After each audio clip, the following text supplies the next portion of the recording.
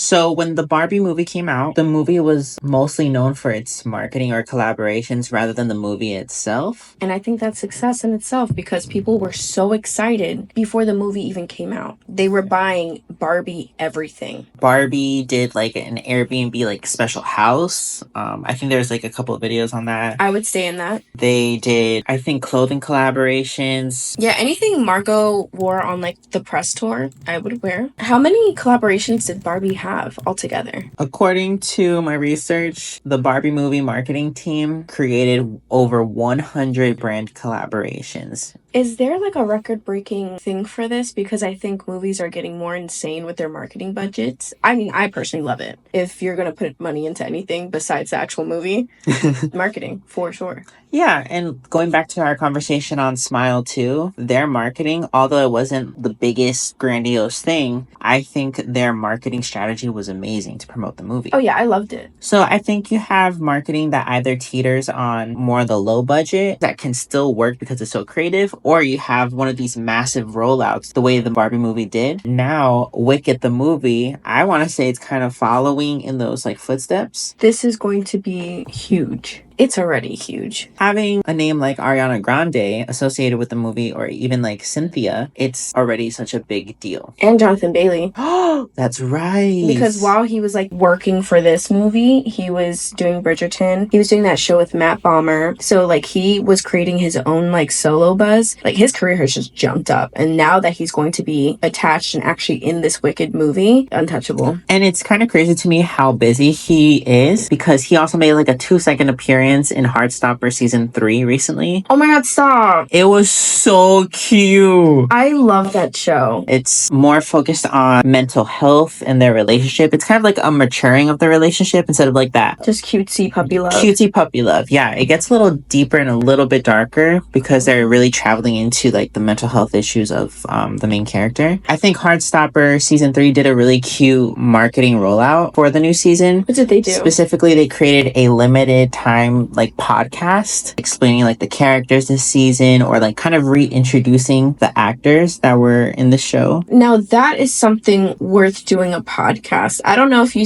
I was scrolling on TikTok one day and this one woman was just like, did you know that when you get married, your husband becomes your immediate family? Everybody started joking with them because they're just like, there's too many podcasts out there. Do not just hop on a podcast. See, but this one has purpose. Yes. This is something I would actually follow because I like the show. I want to know more about the characters. I want to know the development of the character. I don't need to know that my husband becomes my immediate family all the time. Like, what? Girl, did we not know this? Are you married?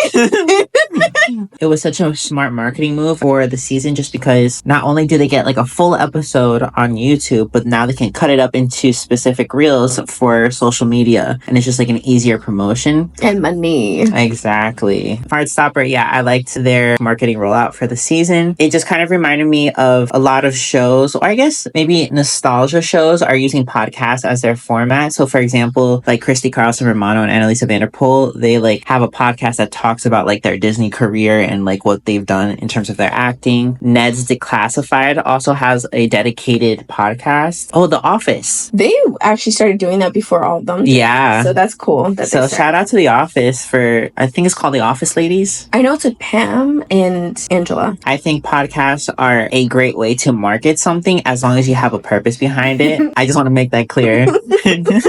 No shade to that woman. Well, now back to Wicked. So what Wicked is doing right now is they're trying to be all over the place, everything at once. What is that movie called? All at the same time.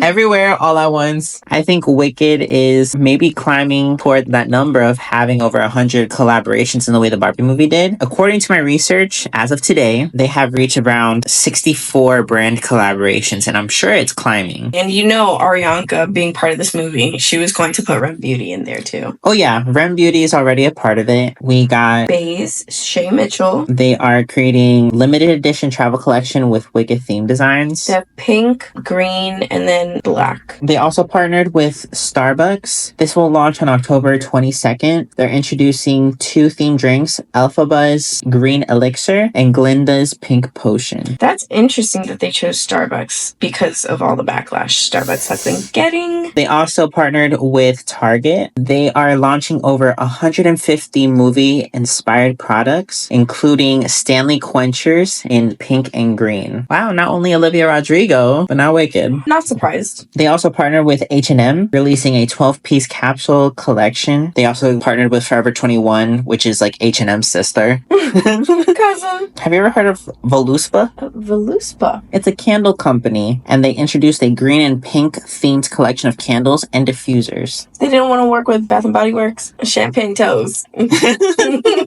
They also partnered with Conair. They released hair tools themed around the movie. Oh, that's cool. Yeah. What about a fragrance? They didn't want a fragrance? I don't see that here in my research. What about nail polish? I could see them like partnering with OPI or something. Oh, they did OPI. At this point, they're doing so much for marketing, correct? Well, didn't touch Barbies yet, but they're getting up there. And honestly, if they surpass them, I would not be surprised. I guess my specific question is, they've done so much in marketing. Is there something that they can do to even boost them higher than they are right now? Yes, it's make the movie actually good.